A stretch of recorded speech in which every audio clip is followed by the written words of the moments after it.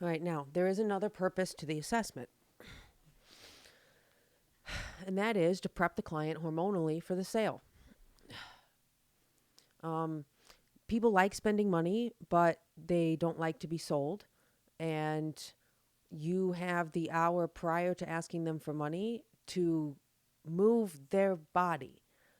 Huge privilege and responsibility because motion and emotion are two sides of the same coin. So when you move someone, they experience emotion. It also gives you the power, literally like a puppet master, to make them feel whatever you want. I beg of you not to take this responsibility lightly. What we use to make sure people feel good is the satisfaction cycle. This is push, reach, grasp, pull, release.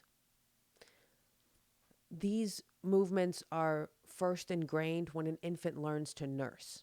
It has to latch on. There's something of a fine motor skill for the first time and a survival skill. So, super deeply ingrained. And if you load the client's maximum possible push in the frontal plane or overhead or somewhere in between, and you're able to do that in such a way that they don't experience joint pain and they actually load the primary driver and they're able to exert so that they really fail out with shake at about 6-8 seconds, you win. They've won.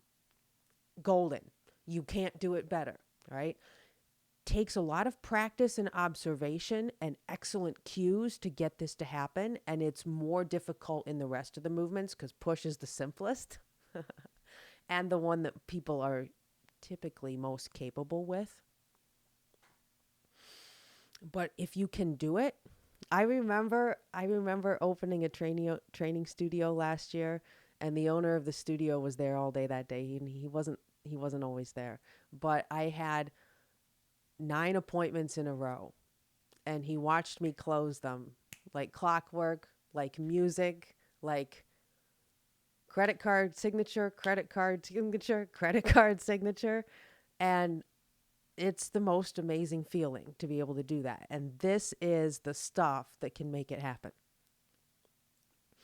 So, um, I'm going to make a separate clip about each movement and how to optimize it based on the person in front of you so that hopefully you can get to that neurological failure.